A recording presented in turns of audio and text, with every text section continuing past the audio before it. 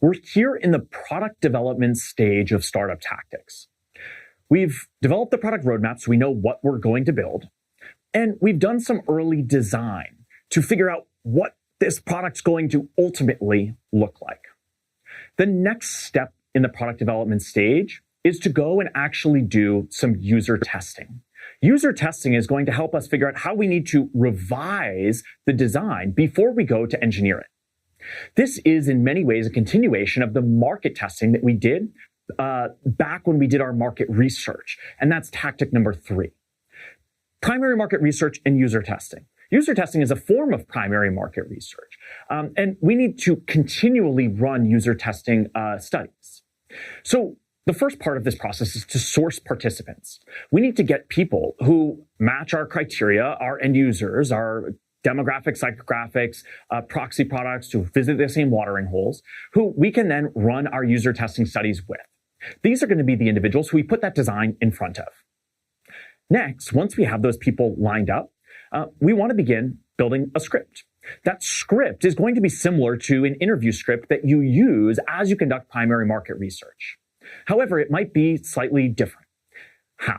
First, we're going to want to make sure that we make them extremely comfortable, setting expectations that there's no right or wrong thing to do, to say, to click. We're just trying to learn about how they're going to use this potential product. We'll ask some background questions to best understand who they are, make sure that they actually match the qualifications that we sourced them with, those qualifications, the end user profile. And we'll ask some very open-ended questions throughout.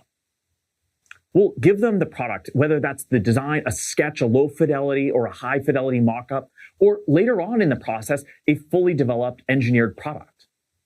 We will ask them to complete a series of different tasks. And when we ask them to complete one of the tasks, we will also ask them to narrate their experience, their thought process, and to ask us questions. We'll do this to best understand and to watch how they use the product in whatever form it's taking currently. We'll take all those insights, we'll jot down tons of notes about what they do and how they do it, and walk away with a variety of different pieces of information that will inform how best next to engineer the product. But while we have them there, we'll want to continue on our conversation, our dialogue with them to further our primary market research, asking them all sorts of different questions about who they are and how they think about the value that we are to create for them. There are also quantitative metrics that we can come back with. Many tools out there you can leverage to take a clickable prototype, for example, put it in somebody's hands, watch where they click and come back with qualitative information, but also come with data. Data walking away that tracks their time to completion, the ease of completion, the number of clicks it takes them to complete a task, and the percentage of individuals who successfully complete the task that you've put in front of them. This data can be really helpful to help prioritize where you go next in your iteration. There are also ways that you can do this remotely. You might do live observed testing. However, you can also do unmonitored user tests, where you create a script, a list of tasks that people need to complete, and you provide that interface or that mock-up or that wireframe, and they do it at their own leisure. There are companies and tools out there who will source participants for you, put them through a software process where they actually click through, and then produce a report for you.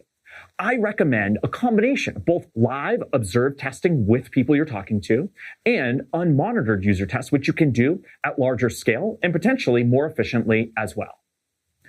Once you take all the different information that you're gathering from this user testing into account, I want you to make sure that you go back to the product roadmap, the first tactic in the product development phase, to make sure that you're revising the roadmap and then revising the design. This will help us to make sure that the design we've landed on is the right one to engineer before we begin that part of the process. Again, as we move forward in the product development process, it becomes more expensive, both in terms of time and money to make changes. So we want to get as many significant changes out of the way as early in the process as possible to optimize our resources.